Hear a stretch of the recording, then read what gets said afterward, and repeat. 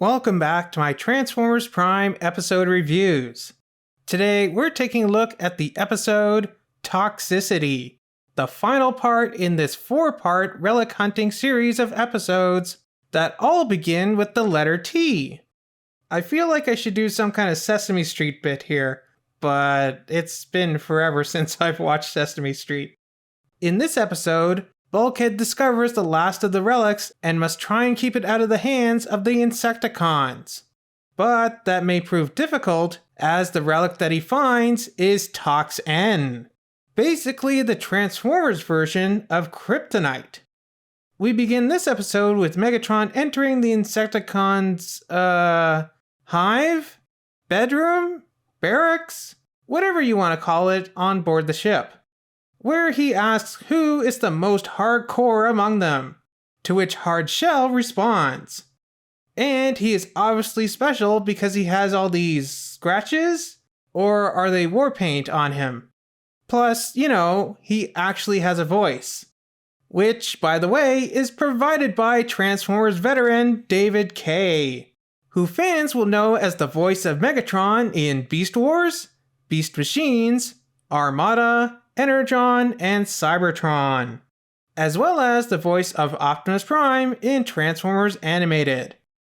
It's kind of neat that we have two voice actors who have both played Megatron interacting with each other. It makes me wish that we had a series or movie where the two of them actually interacted as their respective Megatrons. Like a Spider-Verse style crossover, but with Transformers. At the Autobots base, we see Mako, Jack, Bumblebee, and RC departing for their trip to New York. Take care of him, Miko. Aww, they said the same thing. You are headed for the equator. I'll prep for tropical weather, wrecker style. I hope Bulkhead packed his bikini. I can, that's cheeseburger. Agent Fowler with the dated internet cat memes. Bulkhead arrives at his destination. Oh, smells worse than a Decepticon barracks. I guess Unicron let one go. Bulkhead soon encounters Hardshell, who apparently knows Bulkhead by his reputation, as he claims to have taken out some other wreckers before. After knocking a mandible off Hardshell, Bulkhead finds the relic, which turns out to be Tox-En. Which, like I said at the beginning of the video, is basically the Cybertronian equivalent of Kryptonite. During the war for Cybertron, Megatron figured out a way to refine raw Tox-En, turn it into a weapon of mass destruction. I witnessed an entire unit wiped out by the sickness. Funny. I don't remember that part in the game. Bulkhead booby-traps the Tox-En, similar to how Wheeljack wanted to booby-trap Laserbeak in the last episode. I guess it was an old wrecker trick. Or at least he booby-trapped a piece of it, because he still has a sizable chunk in his possession. But he must have some internal bleeding or something, as we see him leaking energon from his mouth. And the Tox-En is really getting to him as he tries to get to the top of the volcano.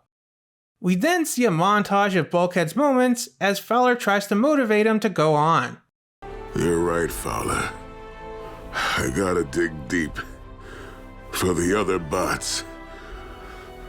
For Miko. Why do I feel like Bulkhead has a board like this in his room? Bulkhead reaches the summit, where he takes on Hardshell and the other Insecticons. Steady down. Contact the warship for a containment unit. Scary Danny? Steady down. Scurry down? Steady down. Seriously, what did Hardshell call him?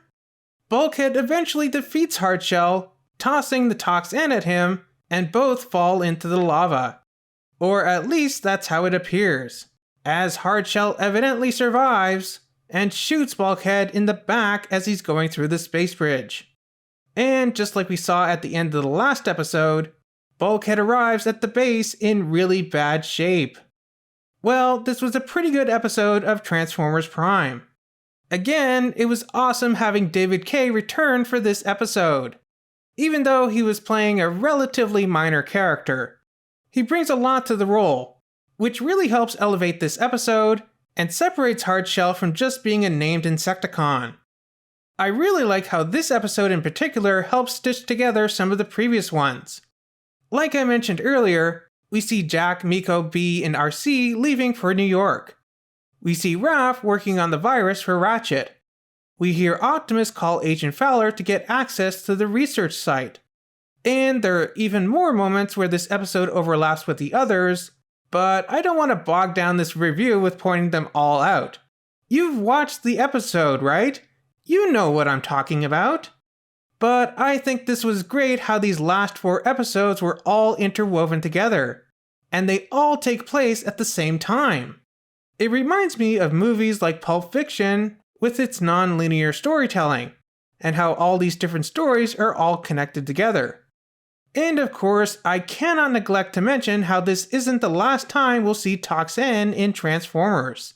Because in this same aligned continuity, we had the Rescue Bots Academy episode, X Marks the Bot, where the recruits go on their own treasure hunt, but the treasure that they find turns out to be more Tox-En. Thankfully, Hotshot is not seriously injured in that episode like Bulkhead was here. But it was very shocking to see Tox-En return in Rescue Bots Academy of all series. I never would have thought that the recruits would be in such danger and would encounter such a thing. Well, let me know what you thought of this episode down in the comments. Remember to like, subscribe, and do all that other fun stuff.